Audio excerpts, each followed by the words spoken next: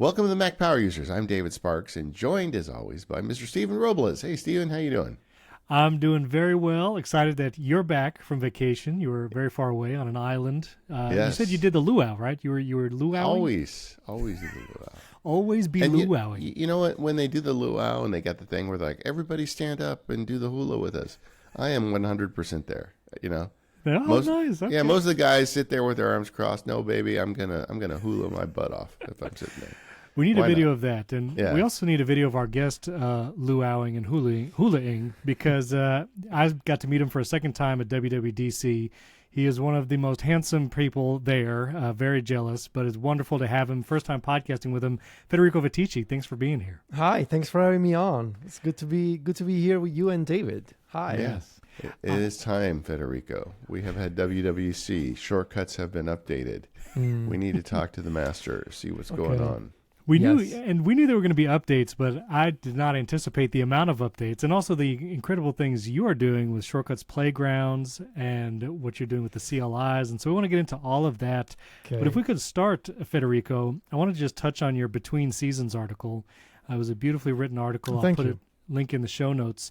And it was funny. You mentioned in that article how you sat down at that tech talk with Craig Federighi, and you sat right behind Tim Cook and John Turnus, and you got this iconic picture. And I have the meta picture of you taking that picture. Yes. Because I was right behind you Yes. one row back. But in that article, you talk about, I think it was your 7th WWDC. Yeah. And you've been covering it for a long time, and you kind of feel the seasons changing. And I, for one, I followed the tech industry for a long time, and even though I'm a YouTuber, I feel very much kind of part of the older guard that's maybe, trying to figure out short-form video. I don't know, talk to me about the feelings that you've had since writing that article, since WWDC, the changes in the industry. What did it feel like to you on the ground? Yeah, thank you for the kind words, obviously, about the article. I'm lucky that it was very well received. I wrote it on my way back to Rome on a plane just before falling asleep on my phone. And obviously, I took another pass at the article the next day. I don't know. It's a strange feeling for me because on the one hand, when you are at Apple Park and you get escorted out to different places by these PR people, and some of these PR people they just got started maybe at Apple, and so when they ask you, so is this your first dub, and you're like, actually I've been here before, and I've been through the ringer before, and and it's like it's my 7th, and most of them were like, oh wow, oh my god, you've been to so many, and like they don't want to make you feel old, and it's not that I don't feel old. I don't feel my age. That's a separate problem. That's a different conversation. But I think I don't want to say that I've seen it all. Jason Snell can say I've seen it all. This was his 30th WWDC, so got a long way to go. But I have seen when I started my first one with the developer ticket. In 2016, I think the last one, maybe in San Francisco, I felt so out of place, both because I had a developer ticket and obviously, I knew that it was necessary for me to attend sessions and write my annual iOS review. And those reviews back in the day were really technical. And so I felt like that justified the story, but I still felt out of place as a press person, because like you turned around and you saw folks from the New York Times, folks from camera crews from CNN and the BBC, and I was like, what am I doing here? I'm blogging away and taking notes in editorial at the time. Maybe I was using on the iPad, and I've seen over the past decade the change, right? That used to be a big deal the first time that Apple invited out YouTubers to an Apple event, and people were saying, oh, look at Apple inviting YouTubers, and then that became the new normal, and then came the influencers and the people on TikTok, on Instagram, and you see this much younger, handsome and beautiful people with tons of energy, just constantly taking videos and constantly creating content, and I still feel out of place, and so I am more comfortable, obviously, today compared to a decade ago, because on the one hand, I think I know a little bit more about what I'm doing, but it's still kind of scary as a creator, as a podcaster and a writer, to having this thought that you gotta keep reinventing yourself. if you want to stay relevant. I think that's the biggest challenge in our business, is to don't become one of those old, guys that have an axe to grind at all times and they're stuck in their ways. I don't want to be like that. So a moderate level of discomfort, I think, is good for me in a way, because it keeps me on my toes. But it's been fascinating to see the evolution of the media sort of sphere revolving around Apple. Yeah. One of the lines you have in your article is you talk about no other company puts together an event like DubDub that connects people. And you talk about in the face of vibe coding and AI stuff that people are still the beating heart of DubDub. And I feel that, I've been able to go there 2 years in a row. And it's so exciting to see the people, not only you guys and journalists, but also I met lots of developers there this year. I stayed a little later than most other media and went to like a developer meetup on Thursday. And it's so clear that the hands making the apps that are on Apple's platforms is still what's really at the core. And I'm curious, for David too, I feel like that is a distinguishing factor in our world, as opposed to maybe like when I go on X and I just see all these AI posts about the stuff. Like, we love these tools and we're going to talk about these tools in this episode, but it does feel like a distinct difference within Apple's world as opposed to the rest of the kind of tech sphere. Yeah. Yeah. Well, and that's part of the beauty of it. And the concern that we have is Apple valuing those developer relationships enough to maintain that. Yeah, that is true. It's obviously the narrative has been changing on that front as well. I do think they care at a basic level about the developer community, and I think they know that they're lucky and fortunate to have a developer community. And we could argue about like some of the business decisions, political decisions that have been happening at Apple over the past few years. I think there are tons of people at Apple, especially in developer relations, especially in the folks who run the different app stores that Apple has. I think they care about developers, and even if you consider how we still have Apple Design Awards and a commission of Apple folks who sit down every year and trying to engage with the community and try to come up with these awards and these finalists, and the student program as well. That's another aspect that I don't see any other tech company doing that. So they're not perfect. They're not perfect, and some of their political, especially decisions, can be debated, but I think at a very basic level, there are people at Apple that are not the CEO, not the CFO, but those people care. And I think the developers are still excited. I met probably a dozen developers who are all working on a task app of some kind, slightly different. And they all believe like they can make a great app that's going to reach a wide audience. And that is, thanks to kind of this ecosystem, not only of the people who use Apple devices who are inclined to try these apps, but that the platform allows for it. And, Apple needs the developers now more than ever with Siri AI, App Intents, and making everyone's iPhone talk to now this virtual assistant.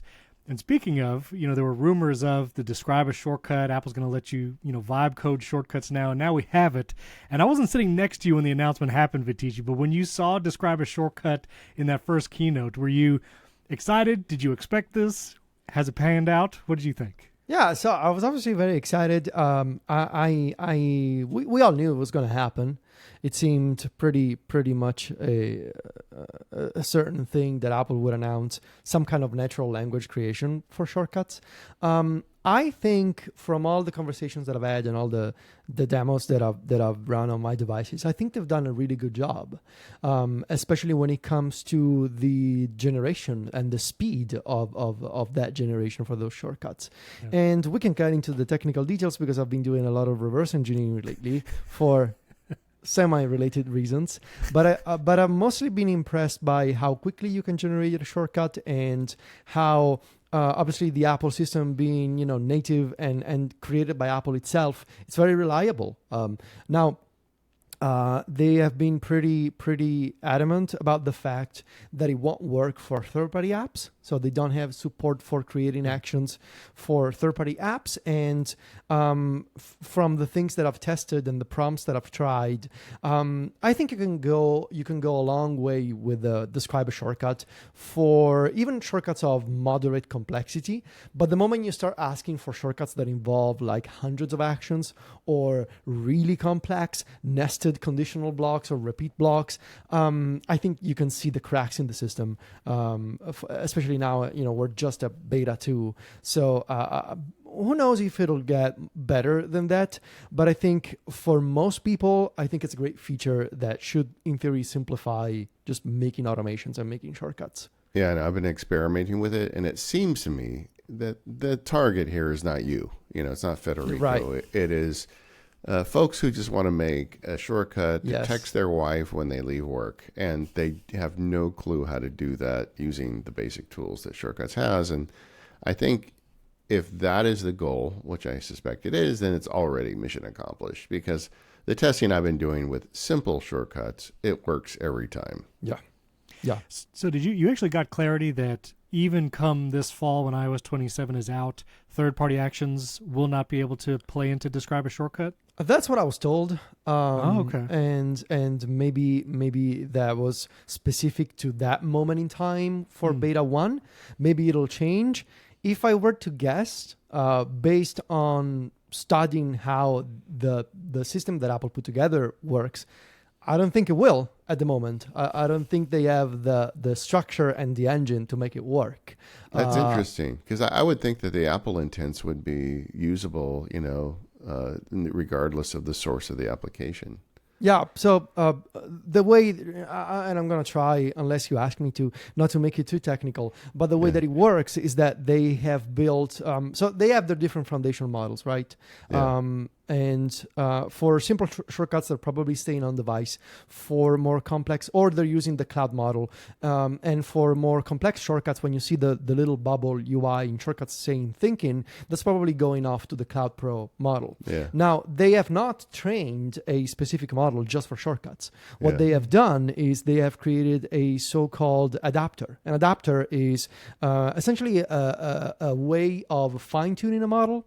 And there are many different flavors of fine-tuning. An adapter is basically an extra set of parameters, an extra set of weights that get injected into the main model. So instead of having to train a whole new model from scratch, such as saying, we need to train a whole new version of Cloud or Cloud Pro, which are the two foundational models, from scratch just for shortcuts, you can train an adapter. An adapter is a much smaller set of weights, set of parameters that get injected at runtime into the model, so that the model can know, okay, what am I doing here? I'm supposed to create a shortcut. What is a shortcut? It's a set of actions. And what are the actions that I support? These are the actions that I support. Yeah. So, so if it doesn't know that drafts has shortcuts actions, the adapter doesn't build a draft shortcut. Precisely. Yeah. From all the things that I've seen, the adapter that they have and the toolkit that they have, and this is all based on poking around in macOS, because thank God for an open file system that lets you poke around and look at things. All the things that I've seen, they have a first-party toolkit that contains thousands of all the actions, all the app intents, all the enumerations, the schemas, all the different permutations of those actions and how they chain together. But that's just for the Apple native first-party intents and actions. So I'm curious. We could talk about some of our experiences with Describe a Shortcut. I've been impressed where I can ask Describe a Shortcut to create one that hits the OpenAI API, where I can send a request and give me the response. And the Describe a Shortcut first try was able to build the get contents of URL action with the proper dictionary setup, and then even pulled the proper dictionary values to show me the response in a quick look. One shot, very simple request. It was able to do that. And in the same way, I think for medium to advanced shortcuts, one that I made was show me yesterday's sports scores for all major league teams. I gave it an API, I gave it some URL schemes that it uses, and did a great job building a list and doing a repeat with action for all of that. But then I have found that sometimes it will miss one or two simple steps, like connecting a variable. And I find often that it adds an get item from list action randomly, especially after like an AI response or like a use model action. And typically, if I just remove it, all of a sudden the shortcut works perfectly. What are some of those things maybe you have seen, and do you know why it's doing some of that? Yeah, that's exactly what I've seen. Those types of like, especially when you approach moderate, like medium to advanced shortcut creation, that's precisely the type of stuff that I've seen. And I don't want to say that I know. I think I know, or at least I have a theory for what's going on here. I am if you want, we could talk about that later. I am training my own adapter for my own shortcuts playground system. We'll get into playgrounds in a second. Yeah, we'll get into that later. That type of knowledge, like how do you make a call to the OpenAI API? How do you parse the OpenAI API? The model is not going off to search the web and doing that at runtime when you're asking your describe a shortcut question. The model is not searching for the OpenAI website and finding the right documentation and pulling that while you're waiting. Because I can tell you, it wouldn't have been able to do that in 15 seconds. That's just impossible. Yeah. If I were to guess, Apple, in the training set for the adapter that they have for generative shortcuts, they have embedded pre-existing knowledge for some of the popular APIs. So OpenAI, I would guess Anthropic is another one of them, maybe some of the Google APIs as well. So I would guess that some popular APIs, some popular techniques, they have included plenty of examples in the adapter that they have trained for shortcuts. And maybe this is why I think it'll get better. You can train an adapter. I mean, I'm training an adapter on a Mac Studio. I can do multiple passes in a single day. Imagine what Apple can do, right? And I'm just a single guy with a Mac Studio in the living room. So imagine what Apple can do. But I think there's a chance that it will get better if the adapter improves over the summer. But that's my theory. They have pre-existing knowledge baked into the training set. And that's why you do get a successful shortcut. But then the moment you ask for a lesser known API or some more complex technique, what is the shortcut? What is the model going to do in 15 to 20 seconds, right? So that's what you get. David, what has your experience been? Have you tried to describe a shortcut? Yeah, I've used it. I've tried it, beginner, intermediate, advanced. It choked on the advanced one. I feel like it really is relying heavily on the Siri AI calls. And we've been talking about this as we teach about this stuff for the last year, that, the hidden gem last year was that you could solve a lot of problems just going to a cloud model that you could never solve earlier with shortcuts. And this system, this injector, got the memo, because it seems like every time I ask it to do something, it's trying to use AI to solve the problem. And sometimes it works and sometimes it doesn't. It seems to me that the more advanced uses, the things that require more calls to the AI, are the ones most likely to fail. Also the ones that get brittle because they have too many variables or things like that. But again, like I said at the beginning, I think for most people, this is going to be a great starting point. And like Federico, I have hopes that they're going to continue to babysit this thing and grow on it, because, the goal for automation, this type of automation, has always been automation for the people. I mean, going back to the earliest days of AppleScript, the reason they made it human language and it makes developers crazy is because they wanted normal people to be able to use it. And this is the best iteration of that if it works. Yeah, I agree.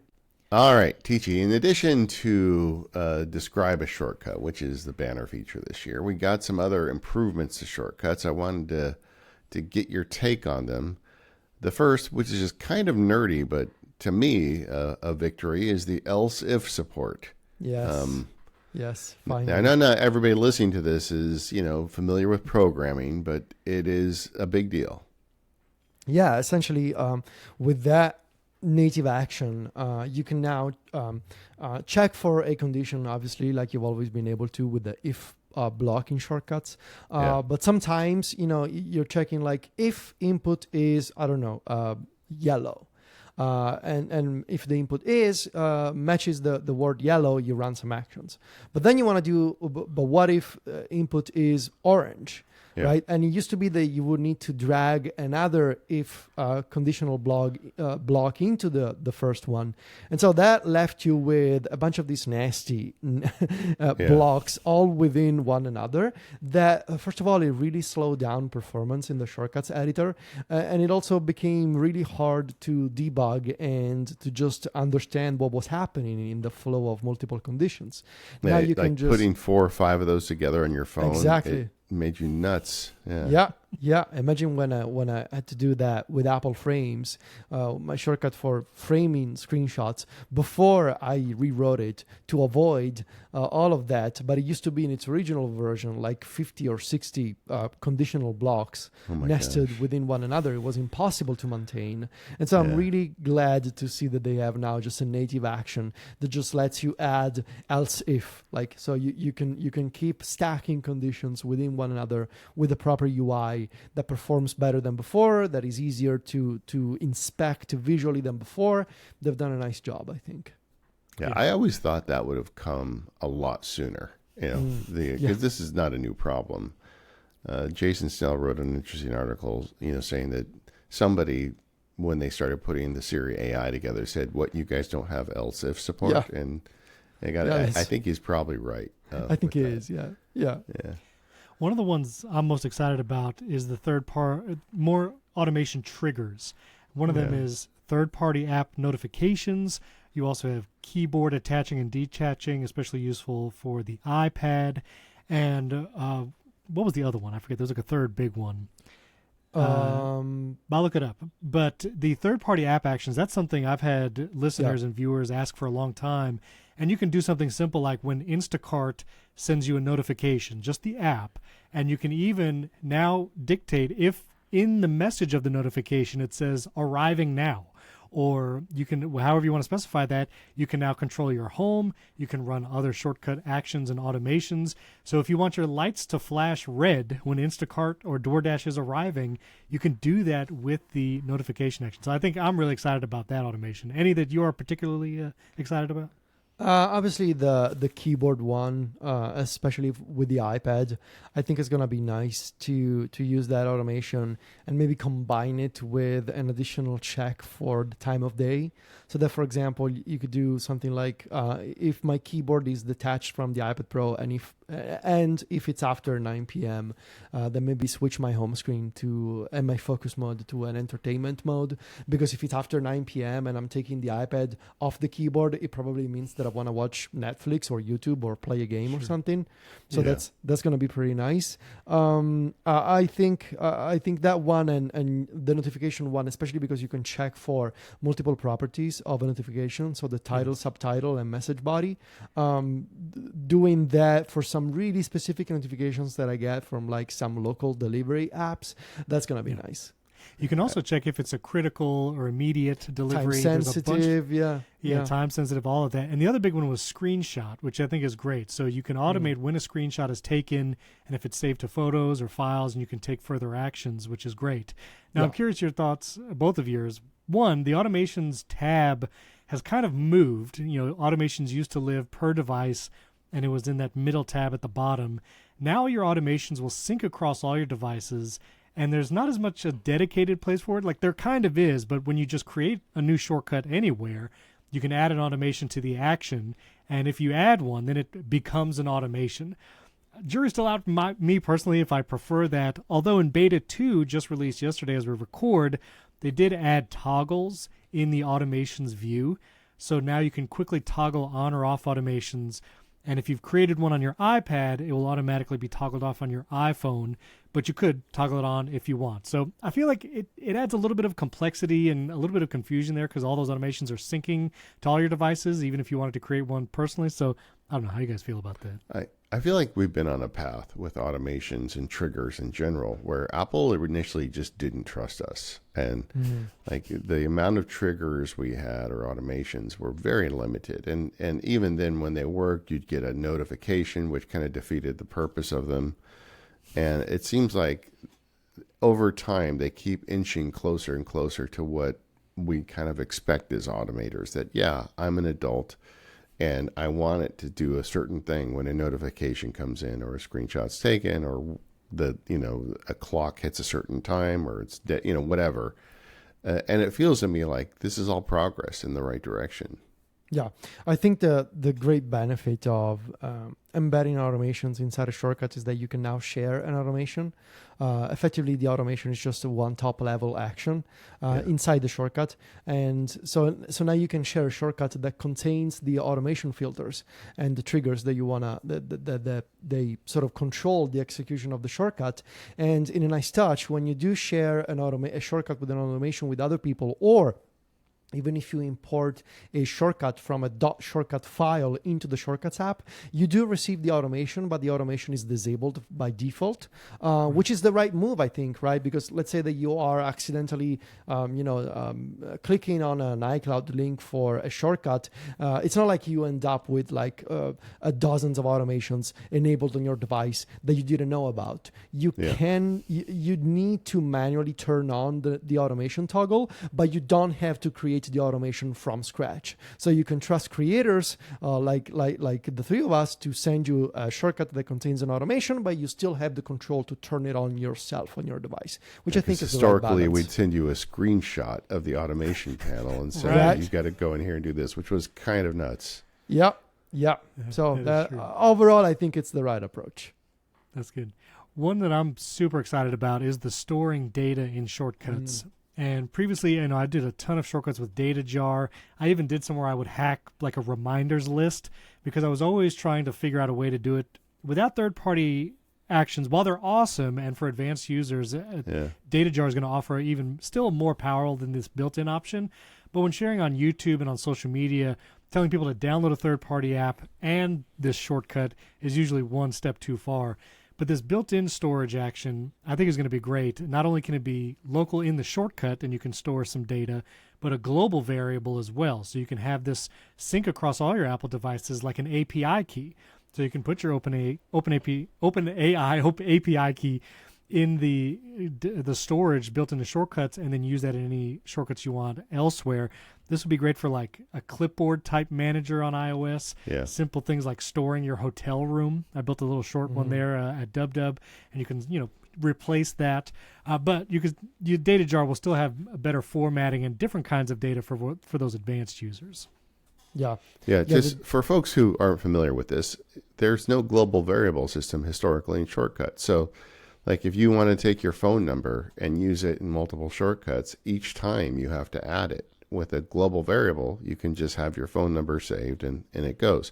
Now, Simon Stovering was on this show or on Automate, one of my podcasts, I remember a couple of years ago. He made a great app called Data Jar that does that. It gives you global variables. And he said that he would like nothing better than to be Sherlocked by Apple on this and just have it, built in. So he got his wish.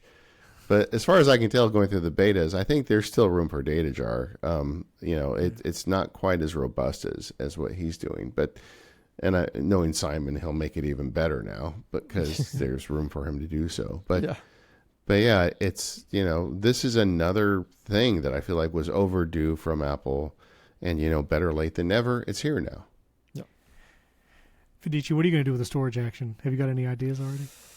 I think I may consider, if they work well and if there are no limits, maybe updating Apple frames to store all of the frame assets in the data storage, because that would simplify a lot of things. Like Apple frames right now needs to check your iCloud drive if you have a folder called Apple Frames. If you don't, it needs to go to the MacStories CDN and download a bunch of instructions and images. It's a big rewrite, but I think if it works the way that I expect it works, and if there are no limits, right? Because that's the thing. If there are no file size limitations, I think I need if I'm not mistaken, I think currently Apple Frames, when it's zipped, it's like 40 megabytes. And so let's say that it's like 100 megabytes. Can I keep that in the data storage and share it with people? If it works, that's my first candidate, because it removes a lot of overhead that I have built into Apple Frames. And I think in general, anything that involves personal information that I paste on a regular basis, things like API keys, any kind of authentication, since especially when you make it a global variable, it lives in your iCloud and therefore it respects your default iCloud encryption settings. I think I would prefer that rather than just pasting an API key as a plain text thing in a shortcut. And it'd be nice if, and I'm not sure at the moment if they have settings for things like make this a password type sensitive item in data storage. I think it's just text at the moment. Yeah. So we'll see. But I think overall for public stuff that involves sharing images with people or JSON files, that kind of stuff, using the native data storage instead of iCloud Drive, especially because not everybody has iCloud Drive enabled. That's one of the comments that I get from people all the time. Like, how do I use this if I don't have iCloud Drive? And that's the answer. All right. There's new reminders actions. David, you put a list in here. You group list. Do you do a lot of reminders shortcuts? It's just historically, reminders has been like the ugly stepsister that never got the treatment. Like Apple Notes a few years ago got the full list of shortcuts actions, and reminders has always been a little lacking. And that's always one of the things. I like the Apple Productivity Suite. I think they're good apps. And this year I said, well, I was thinking maybe this year we get reminders. I went and there's a bunch more in there. So like if you want to automate reminders further, and I know that Federico's got some ideas on this too. But now you've got more support there, and it's good to see that. Yeah. I'm also curious if you guys feel the same as me. When you get to the shortcuts editor, before you would always go into just the actions view because that was the only view. You create a new shortcut, you go into a shortcut, and you see your actions list. And now the describe a shortcut is the default, whether you're creating a new shortcut or it's one you've already made. So all the 1,000+ shortcuts that I've made, if I go into edit a past one, it goes to that describe a shortcut view and I have to tap to see the actions. I didn't do a lot of this in past years, but I filed feedback and I was like, please give me a toggle to default to the actions view rather than describe a shortcut so power users and advanced users can just go right to that. So do you guys want that toggle also to go into the actions view in shortcuts directly? Yes, of course. Okay, good. I'm not the only one. It's kind of annoying. Okay, just wanted to check. Viticci, maybe you can also explain this. So the get what's on screen action, previously it only worked in Safari from what I could remember, where it would get the URL of whatever page you're looking at, and it didn't work anywhere else that I could tell. Is the new one any different? Is it going to give us more abilities? Yeah, my understanding is that they have updated that action to work for any app because it's getting the actual contents of the screen via Swift UI or something like that. Like I think it's actually parsing the actual structure of an application to show you what's on screen. I don't know if it's similar to how, for example, if you've seen Codex computer use, how it's using the accessibility APIs to read and extract the actual contents of any window on macOS. I think Apple is doing something similar in spirit but different in implementation. I think the reason that it works for any app is that it's actually getting the contents of the quote-unquote window, whether it's an iPhone, iPad, or Mac. And so that should make it a lot more useful than what it used to be, which was not. It was a weird action, and it was never really its name. Any other actions we want to cover, David? Well, I guess one question I have is just generically, do you guys think that this was enough for the shortcuts improvements this year? Yeah, I think so. I think there's a lot of even if you set aside the describe a shortcut functionality, the rethinking of the automations, the new triggers, having more feature parity in terms of app intents and configurations for those actions like reminders.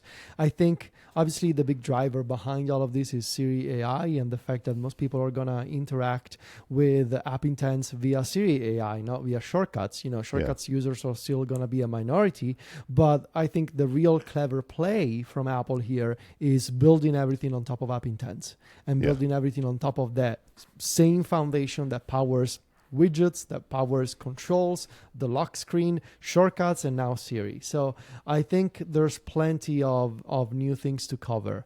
And I would say I'm satisfied. Absolutely. Yeah, I feel like they did as well. I also feel like there's an obvious additional penny to drop here, and it's all about app intents. And this is the year people are going to get serious about it because Siri AI. And I could see the shortcut team coming back in a year and having way higher developer buy-in for shortcuts because, they kind of get that for free now. Yeah.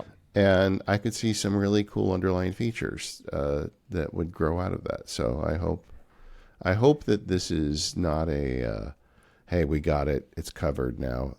More like a step in the direction thing. We won't know until next year, but I feel like for this year they did exactly what they needed to do. I think it's been a really exciting 2 years or 3 years for sure. Yeah, 2 years. When Apple Intelligence first launched and the use model action, that was a huge thing, and welcome changes. And this year was great. I still have a couple requests. I'm just going to voice them here.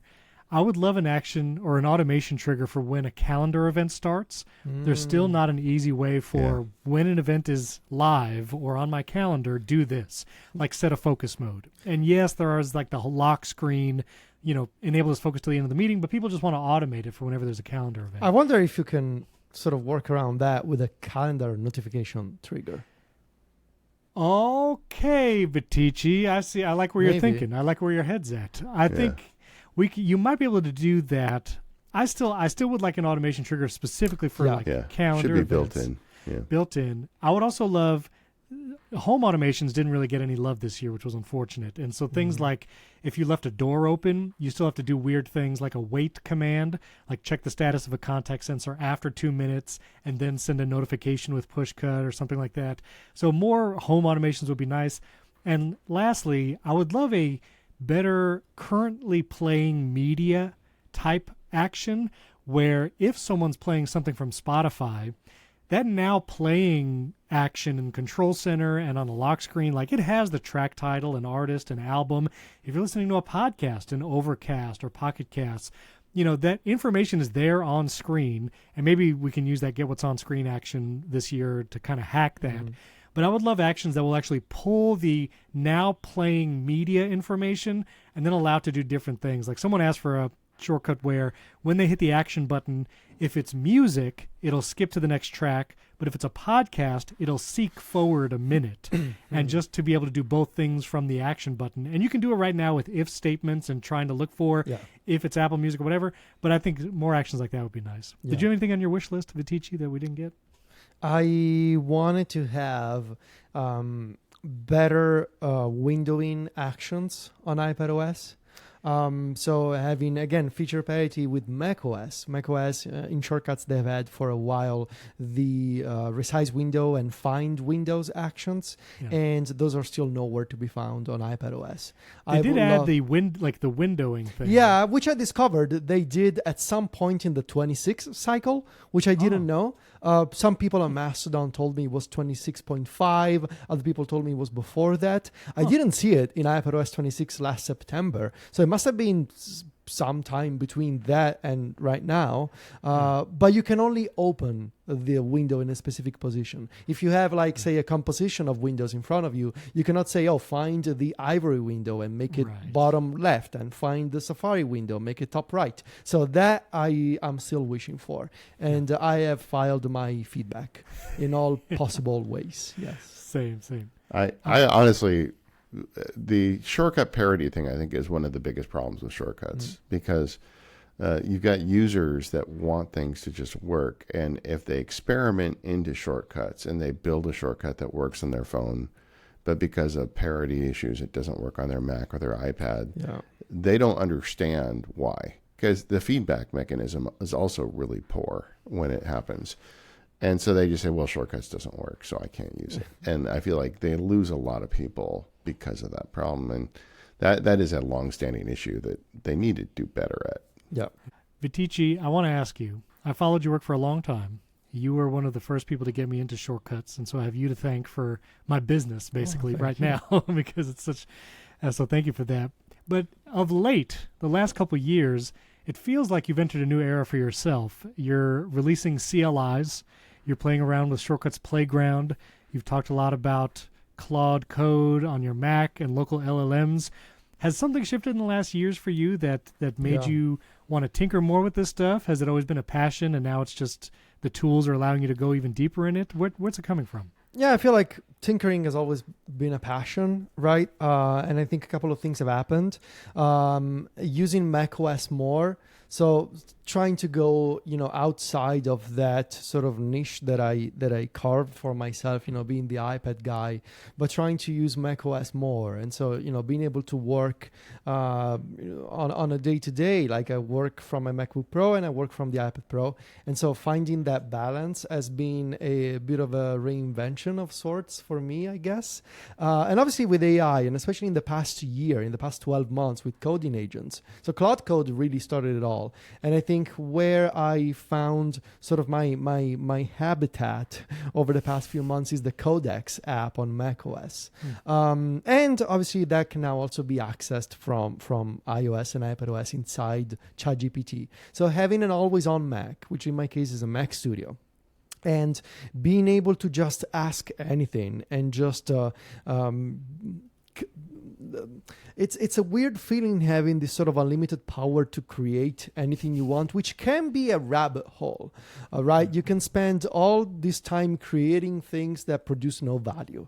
If anything, to scratch your own itch and consume tokens, right? We see plenty of these AI people and most of them grifters on social media be like, oh, I spent 1 billion tokens. We're like, okay, cool, but what do you have to show for yourself? Yeah. So one sort of North Star that I try to follow, because I know myself, with unlimited tokens and unlimited time, I would just spend all day tinkering. So I've set some guardrails for me, which is it's okay to tinker. It can always be a learning opportunity, but you have to do so with an eye for the content and an eye for your audience. Like, the tinkering that I'm doing, the experiments that I'm doing, can they become things that I can write about and share with people? That's sort of the direction that I try to follow, because otherwise I just keep building dashboards for myself and web apps for myself, and there are already plenty of dashboards in the world, right? And this is the same problem with Notion, which is a separate thing. But like, you can keep building dashboards and feel cool about yourself, and then next week you're gonna build another dashboard, but you're effectively producing nothing of value with these tools. So the policy that I try to follow is, okay, but can this become a useful little self-contained project that you can use on a daily basis, not just forget about in 3 days, or that you can write about, or that you can share as a self-contained unit, as a thing with people? And that's sort of what I've been doing with all these CLIs, I built one for reminders because I wanted to match the exact feature set of Apple reminders, and all of these things I try to make open source because I feel like all these coding agents, after all, they were trained on data from other people, and especially when you're building like these hacks and these command line utilities on top of something that is on the operating system. Just make it open source, just give the people a chance to inspect the code, to see what's happening. It just makes me feel better, Yeah. And frankly, then you don't really have to support it that vigorously. Well, I have to, because people then file issues and pull requests and all those kinds of things. But, I keep hearing these comments from people saying, oh, when are you just going to admit that you are a developer? I don't think I'm a developer. I don't think I'm a vibe coder. I think I'm just someone who loves to write, loves to tinker, and can be technical enough to a point to kind of handle both. I'm having a lot of fun, and I'm learning a lot, and I get to share these things with people. So that's cool. I really feel like we're in a new era with this stuff. I've got this, I'm teaching this robot assistant course right now, and every week we have these meetups and people share things that they've made. I was telling Steven a recent one of the students going through that, somebody who's not a developer, but is interested in his family tree. So he put together an iPad app that shows the older members of the family pictures.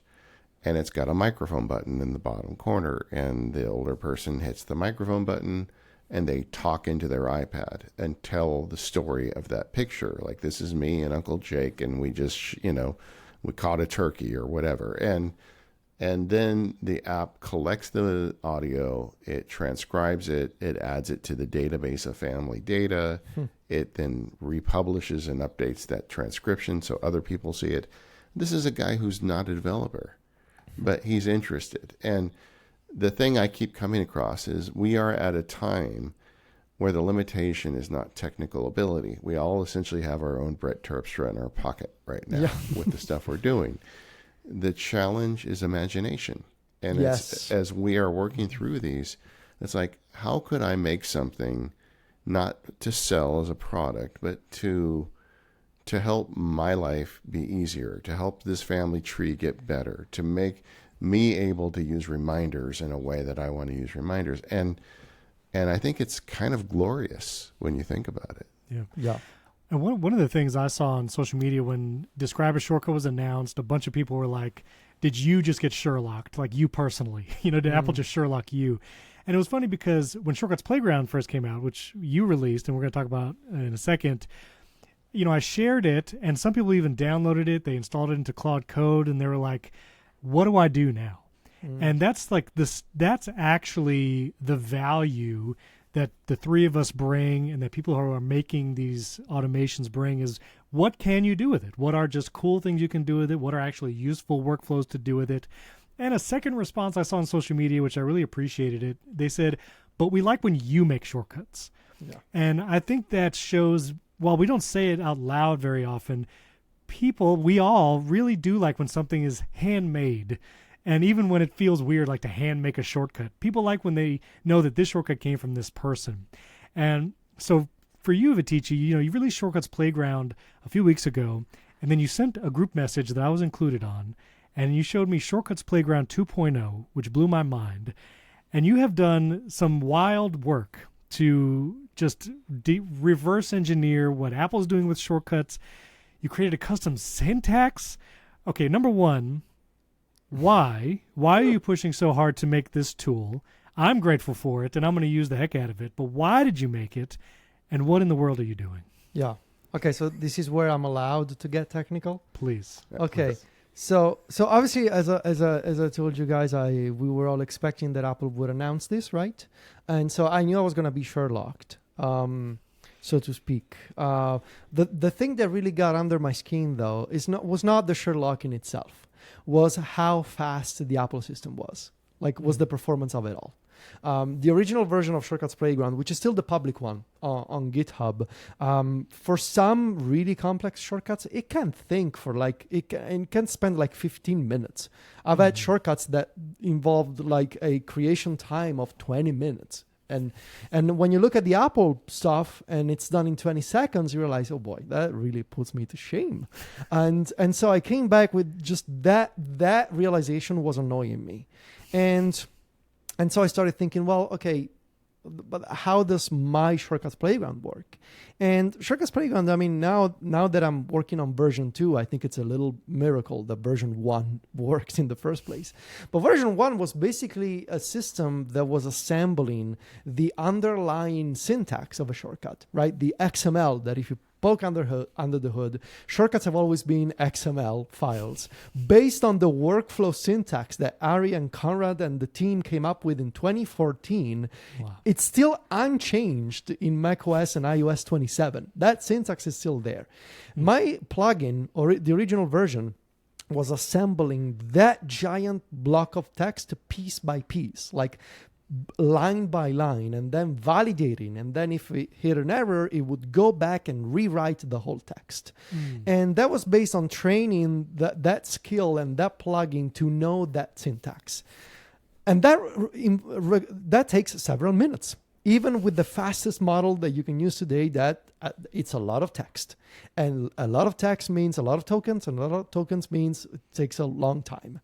Now, in taking a look at what Apple was doing, and doing some poking around the macOS file system, I realized that Apple was smart because they followed a modern trend of the AI world, which is don't let the model just come up with blocks of text.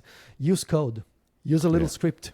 And that's what they call a harness, right? That's what they call. So when you hear this word, like what is a harness for an LLM, it's basically a set of instructions and a set of scripts and guardrails that run code and give the model pre-assembled code. So the model doesn't have to write the code line by line. It gets the code from a script.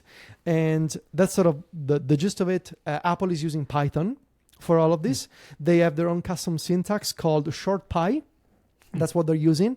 And they basically built this syntax against the database that they have for all the app intents, all the actions.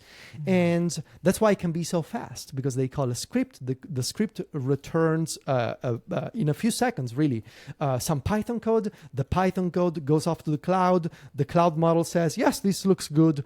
Pass it back as a shortcut. And they have another script, which is the compiler, that takes that Python code and compiles it into a shortcut. All of this in 20 seconds, 15 seconds. Yeah. So I came back home, and I started thinking about this, and I realized, okay, I want to beat Apple to this game, or at least I want to try. And so I knew that, first of all, my advantage was that I could use better models than Apple, GPT 5.5 or Claude Opus 4.8. God forbid we ever get Fable. Back. But GPT 5.5 with low thinking is a really good model, and it's really fast. So Apple had this performance of like 15 to 20 seconds. And initially, so I started, I worked my way through reverse engineering the whole database of shortcut actions. And instead of using Python, I decided to use JSON because I figured that a lot of modern models, they know two things well, Python and JSON. So I figured, well, I'll go with JSON.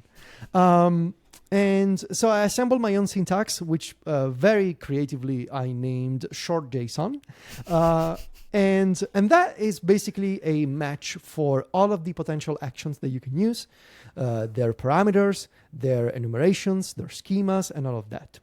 But all of that needed a couple of pieces. It needed a harness to guide the model, and it needed a compiler to take that short JSON syntax and actually compile it back into a valid shortcut. So I started building all of that with Codex. And I long story short, I started creating like in Codex, and especially use computer use to validate, are you actually creating the right shortcut? You should open the shortcut yourself and take a look. A couple of thousand shortcuts later, I landed on this syntax with a harness and a compiler that when used with ChatGPT, with GPT 5.5 low thinking, can create shortcuts in 5 to 10 seconds. So that's pretty good. But then, and so I think the first thing, and the reason why I want to do this is because this is the kind of tool that can really help me, sort of short circuit, going from idea to an actual shortcut, which then I can fine tune by hand and add my comments and add my little, funny touches here and there. And also I'm building an app for this, right? So I have it on my Mac right now, Shortcuts Playground as an app, which, it works. And there's an iOS companion, which connects via a QR code, just like you can with Codex on the iPhone, right? So it keeps a persistent connection. And I built it so that you can actually request a shortcut from your phone. And it goes off to a paired Mac, creates a shortcut in 5 seconds, and gives you back the shortcut on iOS. So all of that works. But then I went a step beyond, and I figured, well, what is the one thing that I don't have? So I have a better model. I have my own syntax. I have my own harness. I have my own compiler. What don't I have? I don't have a custom trained model, right? I'm relying on GPT 5.5 or Anthropic to do this.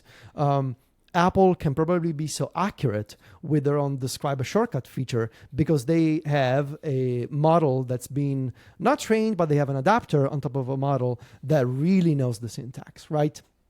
And so that's what I've been doing for the past 3 days or so. There's a new framework in iOS and macOS 27 called Core AI, which allows you to embed a local on-device, totally offline, totally private large language model. I started with one of the Apple examples.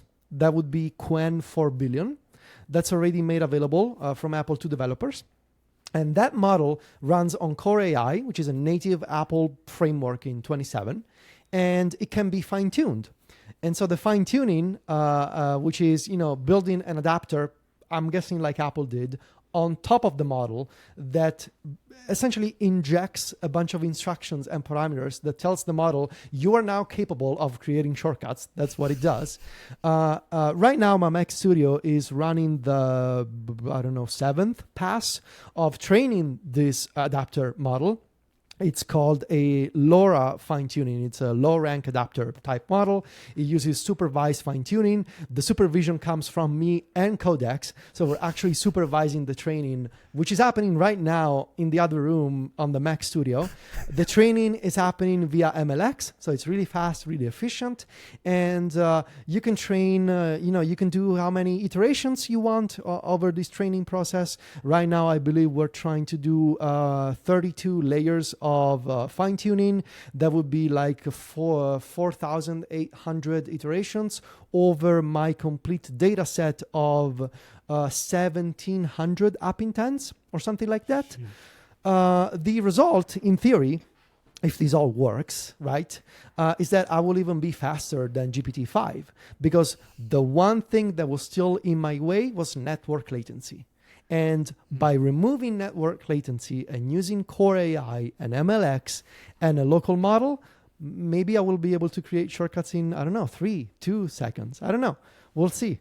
But this taught me a lot, obviously, both in terms of Apple Silicon, the kind of things that you can do when you really go down literally to the metal framework for doing this kind of training, and understanding all the intricacies of the shortcut syntax, right?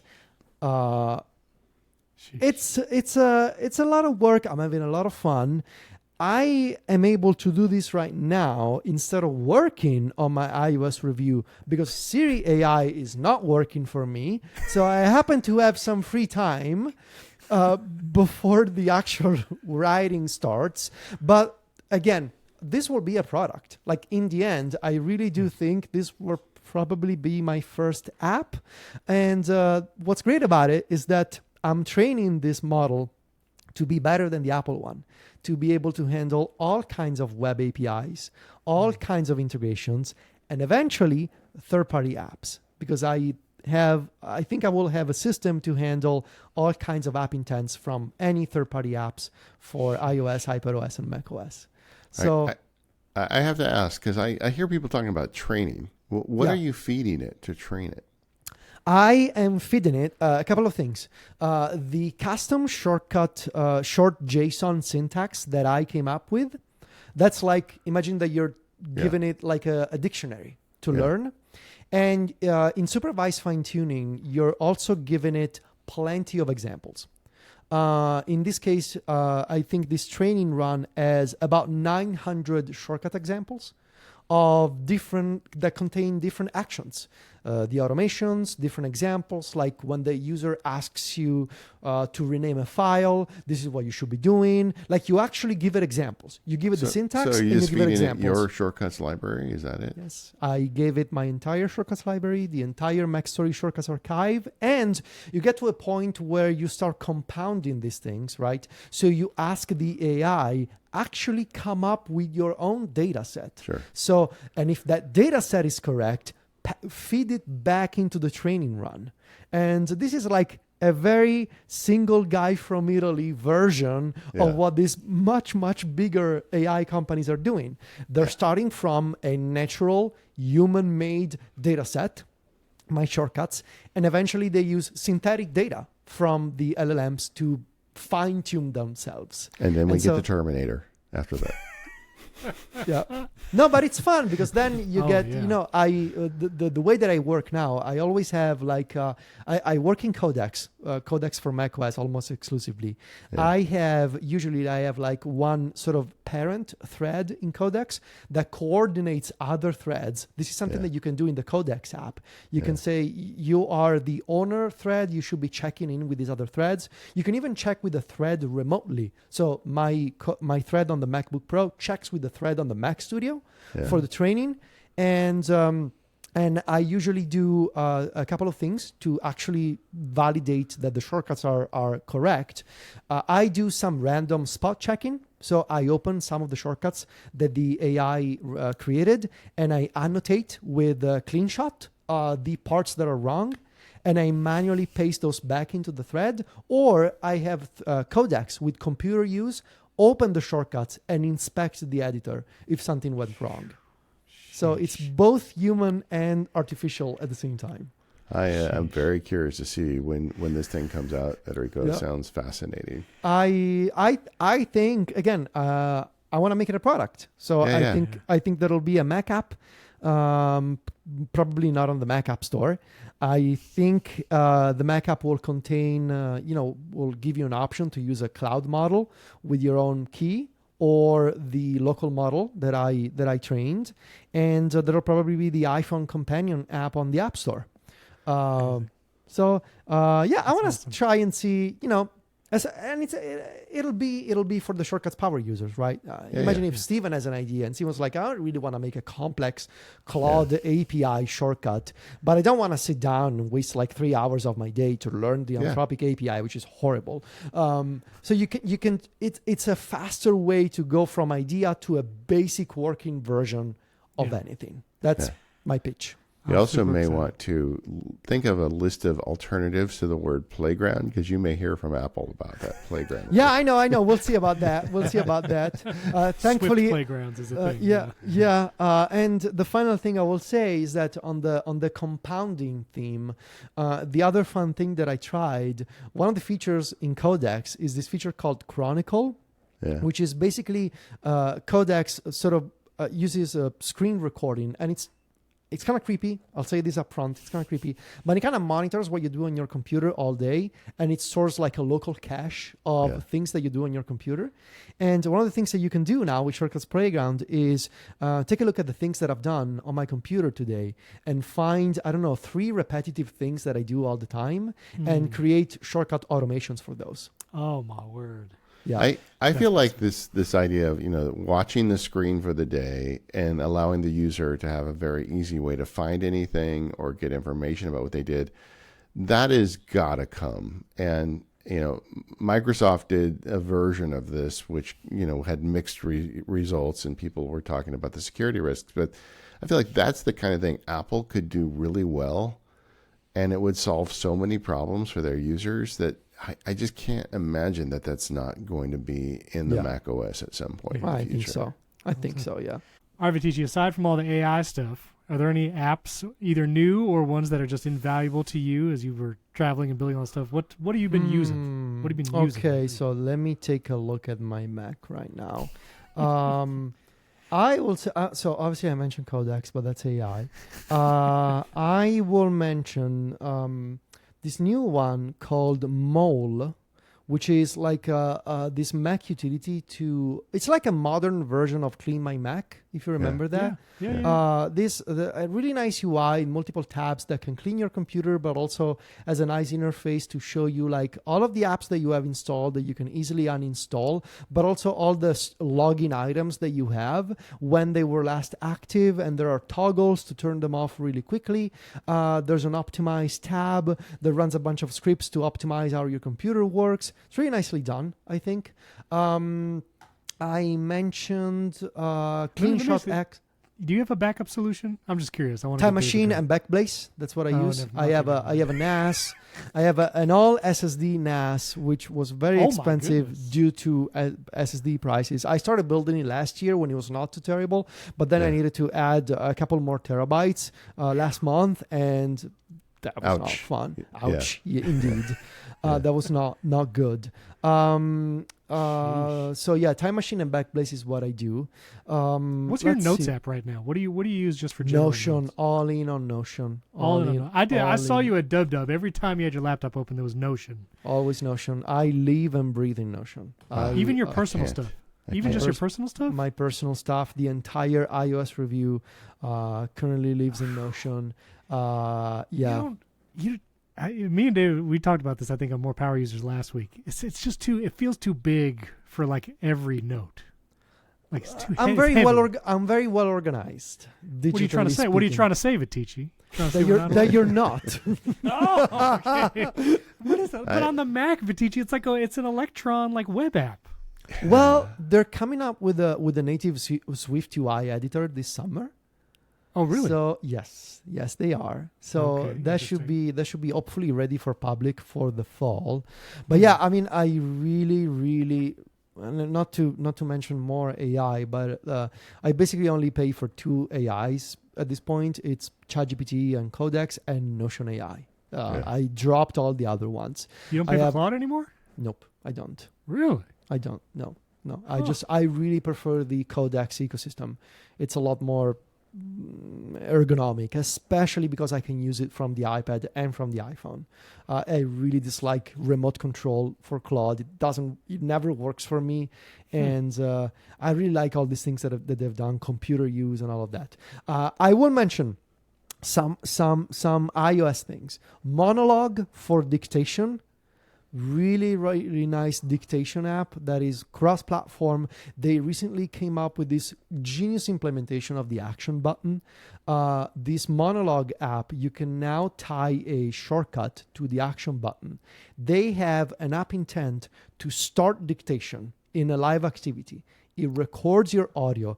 Then when you press the action button again, it stops the dictation. Anywhere you are on iOS, it never opens the full Monologue app. It never jumps you to the Monologue app. You press the action button again, it stops the dictation, and the transcribed text ends up on your system clipboard. So you can dictate and paste from anywhere. I will mention Raycast on iOS, which a couple of days ago got support for MCP and iOS integrations. So you can now chat with Raycast AI and have access to your Apple Calendar and Apple Reminders, which is super nice, as well as third-party web MCP stuff like Notion, Todoist, and all those things. Do you use Raycast as your spotlight on Mac? I do. I also use it for the clipboard manager, for the window manager. It's another of those things. I have tried all the launchers, all the clipboard managers, all the window managers. I always go back to Raycast because it's so flexible and you know me, I love to tinker and I love to assign keyboard shortcuts to everything, so that really works for me. What else? David, you're not a Raycast user, right? I have a license. I use it in addition to Alfred. I prefer Alfred because the custom workflows are, there's a bunch of them that I've come to rely on that just Raycast doesn't have. And they don't have as open of a policy with third-party developers on workflows. But like window management on Raycast is awesome. I agree. There's advantages to both of them. Yeah. If I can mention 2 more. Yeah, go for it. I love Termius. It's a terminal app, cross-platform, iOS, iPadOS, macOS, even Android. And it syncs with iCloud. So if you have like a headless Mac Mini or a Mac Studio, it's a really nice way to SSH into those machines. And you can have your like multiple bookmarks for specific locations of those computers that you want to SSH into. Really nicely done. What is it called? Termius? Termius. Termius. Okay. And I will mention Denim. Denim is a playlist artwork creation app. I kind of dislike the default Apple Music playlist covers, like the templates that they have. And Denim has a lot more templates that are really fun. And every once in a while, they add some more. And so I go in, I create a new playlist cover, and I sync it to my Apple Music. That's fun. Yeah. Well, Federico, thanks for coming in today. And for anybody who wants to keep up with you, head over to MacStories.net. And I know you got to go because you got to go feed that robot some more data. And my dogs. It's both the robot and the dogs that need to be fed. But we appreciate you making time to come in. It's always fun talking shortcuts with you, especially in WWDC season. Thanks a lot. No, thank you guys. It's always an honor to be on MPU, and I've been with you, David, a bunch of times, and it was my first time with Steven. So I'm really glad to be on this new flavor of MPU. So I can say that I've done them all at this point. You've been all the flavors. All the flavors. Yes, thank you. That's awesome. Thank you. All right, we are the Mac Power Users. Thanks for listening. Thank you to our sponsors this week, Daylight, Workbrew, and Squarespace. If you are a More Power User subscriber, stick around. Steve and I are going to talk about me setting up a Mac Studio as a headless computer. It's going to be a lot of fun, and we'll see you next time.